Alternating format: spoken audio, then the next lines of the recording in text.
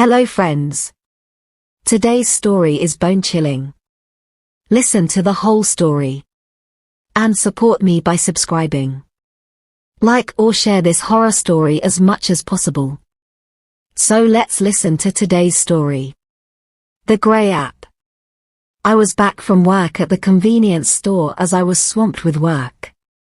It was the worst day as a customer had mistakenly pushed a mayonnaise jar, causing it to fall, creating a mess.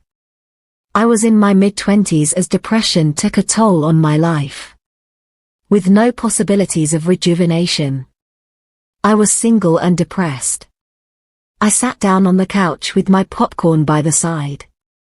I took my phone on a mission to find an app that I could download music, movies, anime, and cartoons for free. I was avoiding payment as it would be out of my small budget.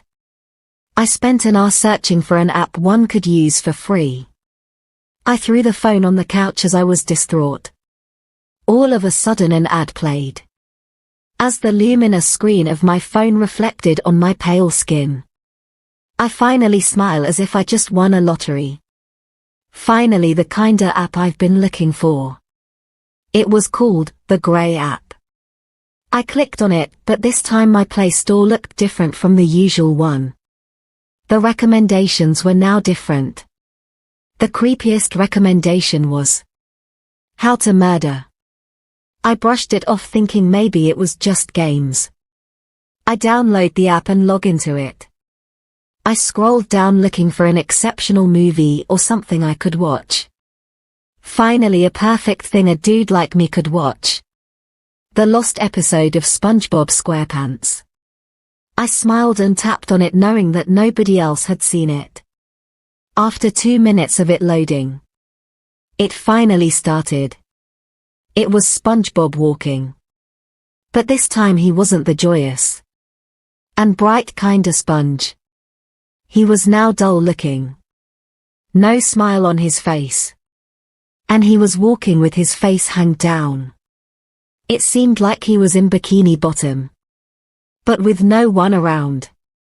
He walked, and 3 minutes into the whole episode one started hearing a baby's cry with a female voice saying die. It was so indescribable as this was a kid's show. As I continued watching, the sounds finally stopped. And so did SpongeBob. He turned to face the front of the camera. He smiled. And it was not a friendly smile. It was one ugly, creepy smile with sharp teeth. His eyeballs popped out and he said, "Dear Veenie, you're next in the line, kiddo." He laughed, and it was one spine-chilling laugh. I threw the phone on the sofa as my name was Veenie. How did he know it, and what did he mean by "you're next"? I stood up and walked to the bathroom. I opened the shower to get the hot water running. I got in, and after 20 minutes, I was finally relaxed. I had brushed off the thought of what it meant by I was next. I got into my sweaters and oversized blue t-shirt. I went to bed to close the day off. I was awoken by the alarm at 5:50 a.m. It was in the morning. And it was time for me to go to work. I woke up and got ready. I got my breakfast, then headed out to catch the bus.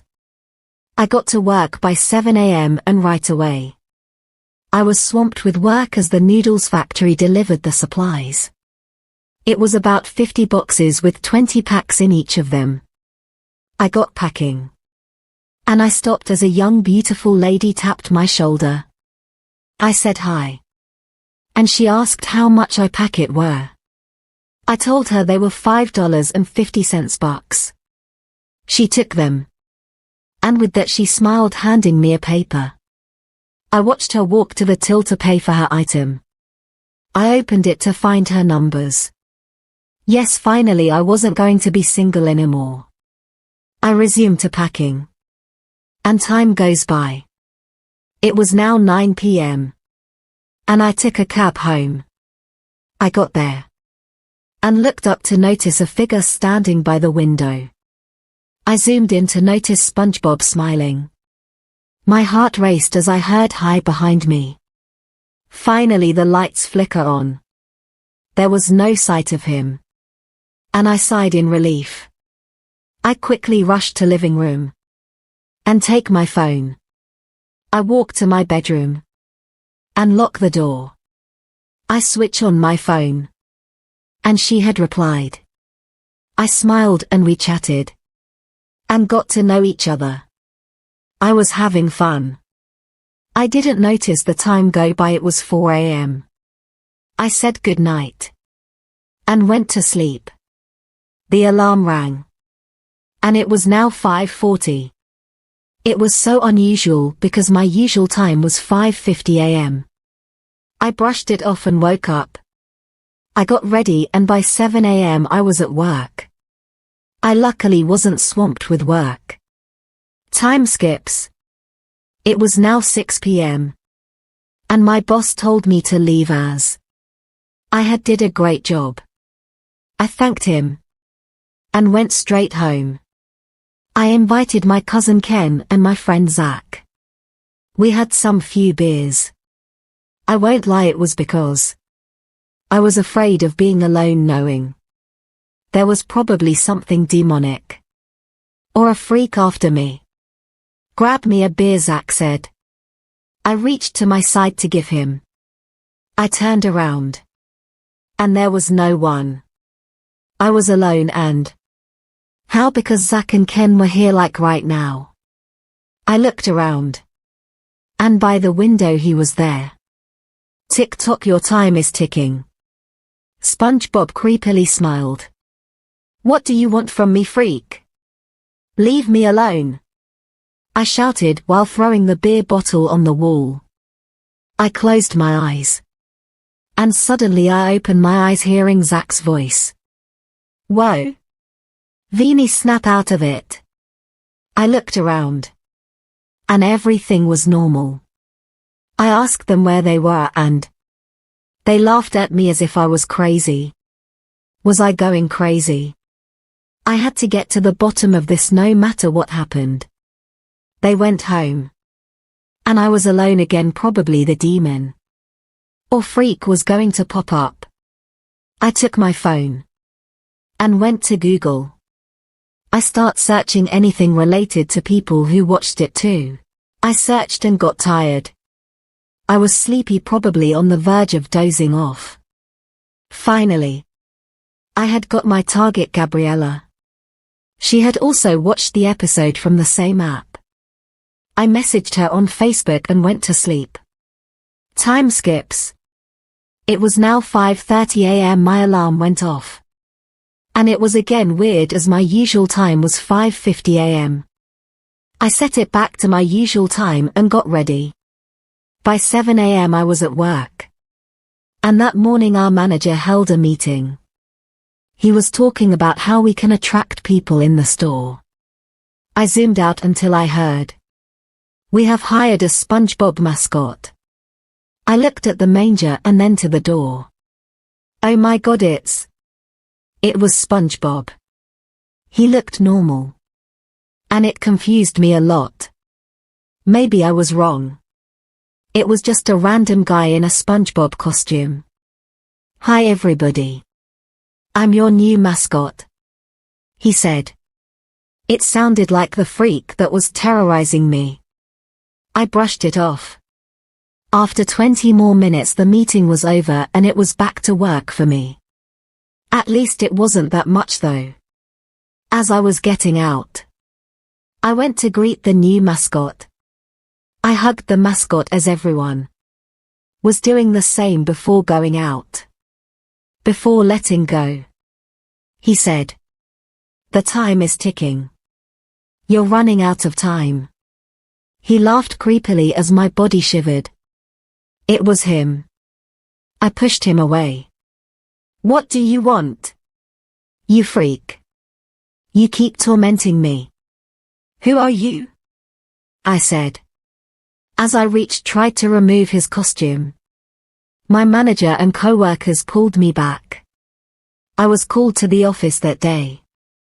And given a warning. I worked as SpongeBob watched through the window me from outside the store. I was so freaked out and pissed off as this thing was here with me. Yet I couldn't do anything to it as it tormented me in my life. Time skips. It was now 8 p.m. and as I was waiting for my Uber, I got a call and I answered it. The other person from the side replied, "Hi. I have information about the thing terrorizing your life." I took an Uber to the restaurant where she had set up a meeting. I arrived and got in and saw her waving at me across the room. I sat down and she seemed pretty. "I'm Gabriella, and I wanted to share my experience after watching the Lost episode," she said, as we both received our drinks from a waiter. Before he went, he smiled and said, "Enjoy your last drink, ma'am." It was weird, maybe it was closing down or something. I ignored it. And finally I was going to get my answers. After watching it, my life wasn't the same. He tormented me. People thought I was crazy. "How can I be seeing SpongeBob in real life?" she said. I asked if SpongeBob was still tormenting her. "Yes, he still does."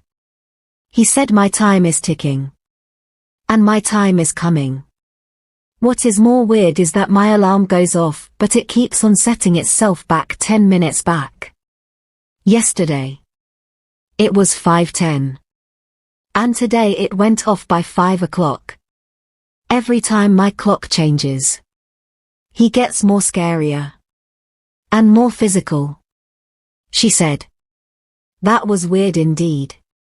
I got pressed and excused myself to the restroom. I did my business and looked at the mirror. I was so happy to be finally getting my answers. What she said processed in my mind. I noticed something. The alarm going off 10 minutes back was our timer. The more it sets back, the more physical he gets. What happens when the clock hits 5 o'clock? Does that mean our time is up and we have to die?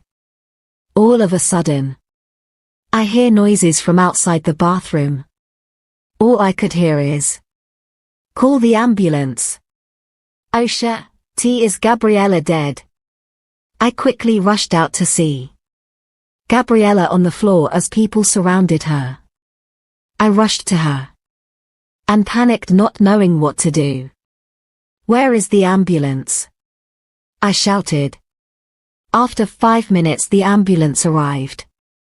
I checked her pulse and breathing. She was still alive but weak.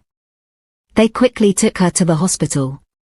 Anxiety and fear took a toll of me as she was my only hope to survive and get my answers.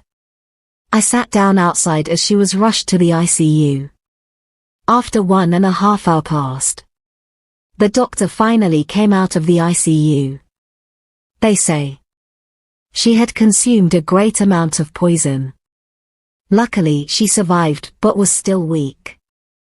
They took her out of the ICU. I sighed out of relief and went in to see her. After she regaining consciousness, she looked weak. I couldn't help but feel sorry for her. I sat next to her and asked if she needed anything. She disagreed and said he might try to kill me again. "Here is the key to my apartment. There's a book. All the information you need to solve this." I couldn't do it, but I trust you will solve it. I took it and told her she would make it, and I wouldn't let that freak kill her. I stood up and went outside as the police wanted to ask me a few questions. After 30 minutes of them interrogating me, I was finally cleared of any involvement. I decided to go back to see the doctor. I asked him when she would be discharged, and if I could stay with her for tonight. He laughed and said, "There is no need for that. A guy came in here in a SpongeBob costume, I guess. What a funny guy. And he is talented. He sounds like SpongeBob too," he said. He was Gabriella's friend and would be staying with her tonight. "Oh my gosh, no, get the cops," I said while standing and rushing to Gabriella's ward. I opened the door to see Gabriella lying there with a knife stabbed in her heart. The white sheets were covered in blood. I walked towards her and looked around to find the bandages. She held my hand and said, "I don't much time. I know who he is. He is N." She stopped, and the line in the heart monitor went straight. She was dead. I broke down in tears. And that was when I heard chuckling at the back. I looked back to see SpongeBob. "Whoops, I killed her," SpongeBob said with blood smeared over his face as he held the knife. "I will kill you. How could you?" I shouted as I walked towards. I held him and tried to take his mask off. The police were heard from the other side. I tried to hold him back so he wouldn't escape. He pushed me to the bed where Gabriella lied lifeless. "I'll be back, kiddo," he said while rushed to the window. That was when I felt a sharp pain. I looked down to see a knife stabbed in my. I felt a sharp pain. And I looked down to see a knife stabbed on my thigh. It was excruciating pain. I couldn't help but wonder how much pain Gabriella felt. The police came in, and I was taken to a ward. My wound was cleaned and dressed. I was told they couldn't catch the man in the costume. He was still out there. The very next day, I was discharged and given a week off from work. I took that time to go to Gabriella's apartment. I got in. And I won't lie, it looked clean. I got in and searched every possible place. I was really distraught as I had been searching for 1 hour. That was until I dropped a painting, which was on the wall. There was a hidden shelf behind it. The book was there. I took it and went straight home. I opened the book, and it had a few notes on what happened to her during those 5 days. As I read, I could notice he got more and more physical. As I was reading, I heard a knock on the door. I stood up and opened it. It was Nina. She came in and said she was bored. I really didn't want to be rude, and I really needed help with my situation. I sat down with her and told her everything. She smiled and said she would help me. After 1 hour she went out. I had a few days left. It was now midnight. I had to stay awake to solve the case. And that was until I saw a shadow across my door. That's when I noticed it was my last day today. He was here to kill me. The next part of this story will be in next day's post. So keep watching this channel.